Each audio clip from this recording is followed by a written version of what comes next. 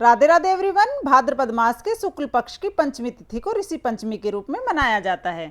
इस दिन व्रत और पूजन किया जाता है। तो हम व्रत कैसे करेंगे, पूजन कैसे करेंगे, इसकी संपूर्ण जानकारी आपको आज की वीडियो में देखने को मिलेगी। तो वीडियो को अंत तक जरूर देखिएगा। सबसे पहले हम किसी भी गमले या किसी पार्क से मिट्टी ले लेंगे। मिट्टी से हम सप्तऋषियों का निर्माण करेंगे। मैंने मिट्टी ले ली है, इसमें मैंने थोड़ा सा गंगा जल डाल लूँगी। गंगा जल डालकर हम मिट्टी को शुद्ध कर लेंगे। तो थोड़ा सा मैंने गंगा जल डाल लिया है। फिर हम पूरी मिट्टी में को इस गंगा जल में मिक्स कर देंगे और फिर हम इसके सप्तऋषियों का इससे निर्माण करेंगे।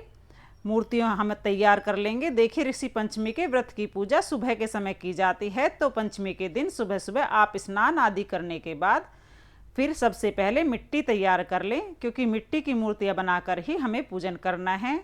तो यहाँ पर देखिए, मैंने मिट्टी तैयार कर ली है। अब हम ऋषि बनाएंगे। तो इससे हम सप्तऋषि बनाने हैं।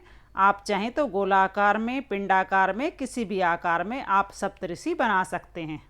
आप जिस भी आकार में चाहें सप्तऋषि बना सकते हैं।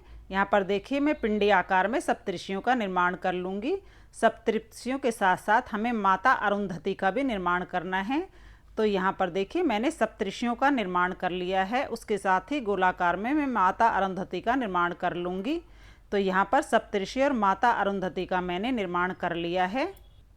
उसके बाद जहाँ पर भी आप पूजा करेंगे उस जगह को अच्छे से साफ कर लेंगे।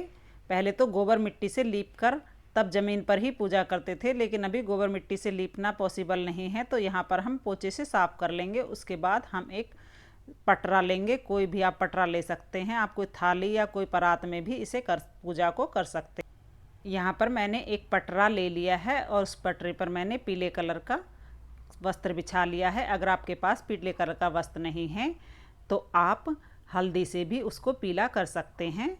और सबसे पहले हम यहाँ पर गणेश जी विराजमान करेंगे, क्योंकि सबसे पहले गणेश जी का पूजन किया जाता है। तो हम गणेश जी को विराजमान कर देंगे। गणेश जी को हम फूलों का आसन देकर वहाँ पर विराजमान करेंगे।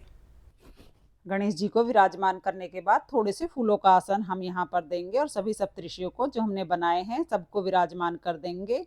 और साथ में हम फूलों का आसन देकर माता अरुंधति को भी विराजमान कर देंगे। पंचमी के दिन सुबह जल्दी उठकर स्नान करें और जल में थोड़ा सा गंगा जल जरूर डाल लें। अब देखिए, हमने सभी की स्थापना कर ली है। अब हम सबका शुद्धिकरण करेंगे, यानी कि जल के छींटे लगाकर हम सभी को स्नान करा देंगे। उसके बाद हमें घी का दीपक जलाना है। देसी घी का हमें दीपक जलाना है। फिर हम सभी को वस्त्र स्वरूप कलावा समर्पित करेंगे। अगर आपके पास जनेऊ है तो आप जनेऊ समर्पित कीजिए। जनेऊ नहीं है तो आप कलावे को भी जनेऊ के रूप में समर्पित कर सकते हैं। मैंने यहाँ पर गणेश जी को जनेऊ समर्पित किया है। उसके बाद में सप्तऋषियों को कलावे के रूप में जनेऊ समर्पित करेंगे। और यहाँ पर माता अरुंधति को हम, अगर आपके पास चुनरी है तो चुनरी समर्पित करेंगे। अगर लाल रंग की चुनरी नहीं है तो आप लाल रंग का कलावा माता को चुनरी के रूप में समर्पित कर सकते हैं। उसके बाद हम सभी का तिलक करेंगे। गणेश जी को और माता अरुंधति को हम रोली से तिलक करेंगे और सप्तऋषियों को हम चंदन से तिलक करेंगे।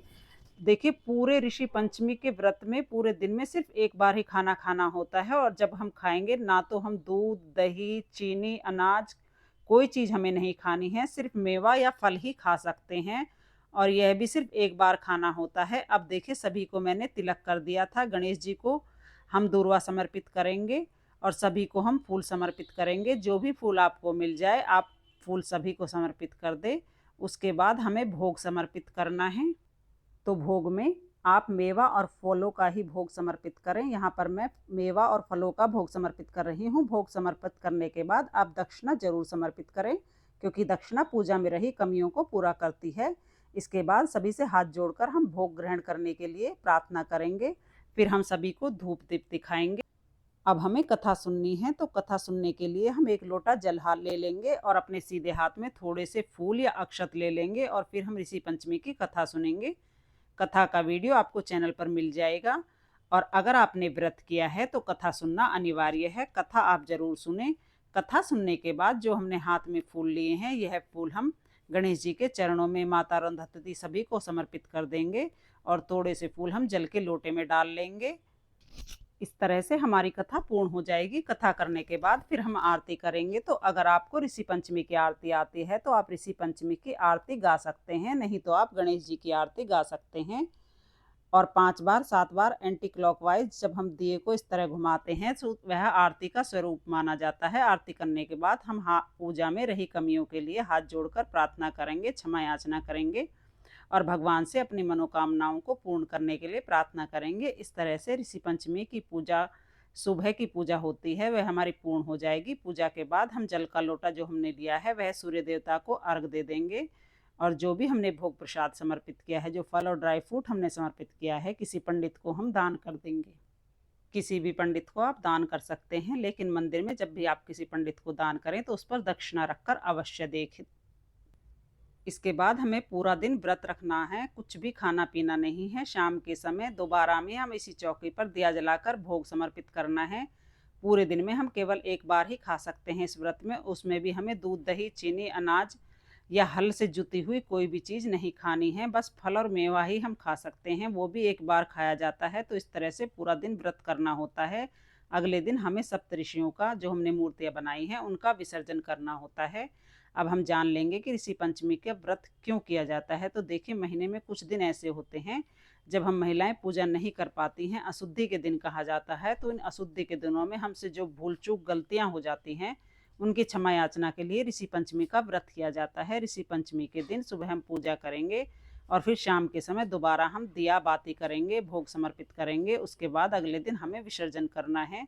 तो विसर्जन हम कैसे करेंगे? घर पर ही हमें विसर्जन करना है। विसर्जन के लिए हम कोई बड़ा सा बर्तन या पात्र या थाली या परात ले लेंगे, उसमें हम जल भर लेंगे और जो भी हमने मिट्टी से सप्तऋषि बनाए हैं उन सभी को हम जल में विसर्जित कर देंगे। मिट्टी से बने हुए हैं तो जल्दी ही जल में घुल मिल जाएंगे। फिर यह जल हम किसी भी पौधे में डाल देंगे। इस तरह से घर पर भी हम बहुत आसानी से विसर्जन कर सकते हैं। और जो भी हमने फूल चढ़ाए हैं, जो कलावा चढ़ाया है, सब हम इसी में समर्पित कर देंगे। और जो गणेश जी हैं, गणेश जी को हम जल के छींटे लगाकर दोबारा से मंदिर में विराजमान कर देंगे। जो दक्षिणा हमने रखी है वह हम किसी पंडित जी को दे देंगे ड्राई फ्रूट के साथ ही। उसके साथ ही यह पूजा पूर्ण हो जाती है, हम घर पर आसानी से विसर्जन कर देंगे। इसी तरह ऋषि पंचमी का व्रत पूर्ण हो जाएगा। इस बार ऋषि पंचमी का व्रत 8 सितंबर को है। आप भी ऋषि पंचमी का व्रत जरूर